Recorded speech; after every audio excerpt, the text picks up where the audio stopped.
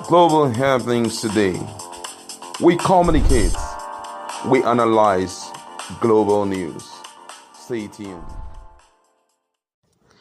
Hello, beautiful people. Welcome back to Global Happenings Today YouTube channel. I am really pondering and wondering what was that thing that Jonathan could not do or did not do that Bola Tinubu is doing right now that is making some Nigerians to wonder, are we still in the same renewed shaggy? Are these guys getting the fuel using an EPC card that their own petroleum is on subsidized rate? Maybe they are still buying at the rate of 189. Well, we're going to find out how protesters have stormed National Assembly and what they are demanding from both our lawmakers and politicians at large. Before we go into the news proper to find out exactly what is going on, I don't understand what's really going on. Like and subscribe to our channel by clicking on the right subscribe button. Beside it, you'll see a bell notification icon. Please go ahead, click on it to get notified as soon as we update our channel on YouTube. A group of protesters in support of the removal of fuel subsidy have stormed the National Assembly's main entrance to make their expression known. Report has it that these protesters, who were led by Sunday Atta, the convener of Stand Up Nigeria, said that they were demonstrating to show their solidarity with President Bola Ahmed Tinubu over the decision to remove the subsidy. Atta said that the protesters were aware that removal of the subsidy would lead to an increase in the price of petrol, but they believed that it was the right thing to do. He said that the subsidy had been a cankerworm that had eaten deep into the economy and that its removal would free up funds that could be used to develop other sectors of the economy.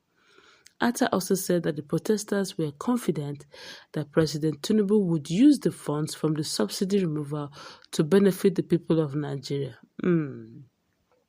He said, and I quote, "The announcement on the 29th of May 2023 by President Bola Ahmed Tinubu that the subsidy on fuel has been removed has come with mixed feelings. While some have hailed it as apt and timely, others have expressed reservation that it may cause further hardship on the citizenry."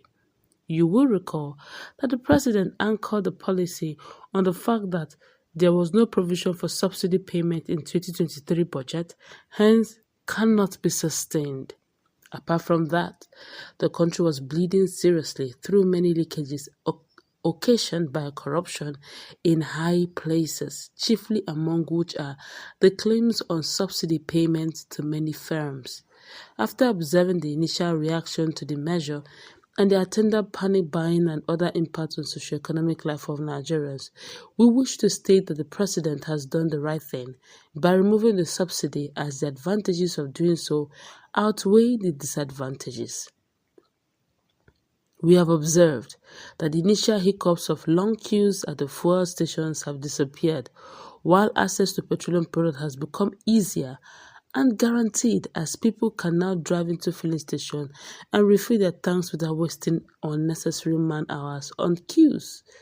The opposition and other elements opposed to the measure should know that election is over and all hands must be on deck to support the government to do what is right and in the interest of the people of the country.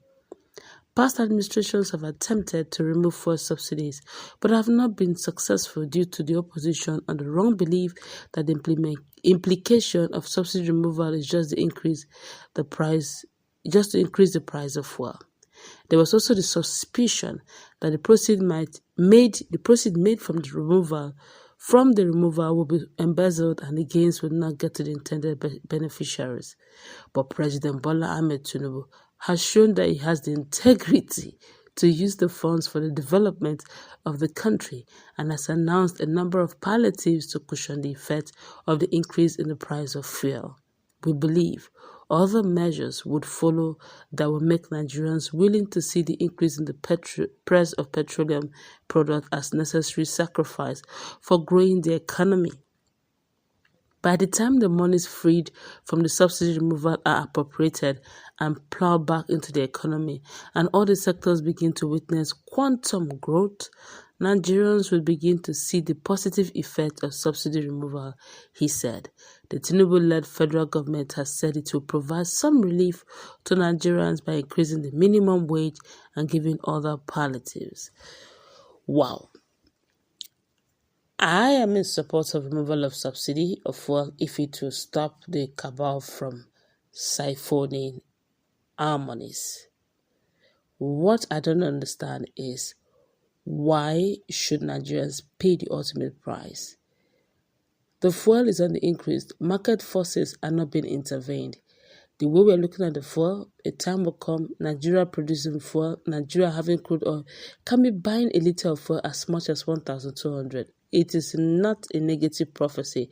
It will come to pass if there's no measures to cushion this effect.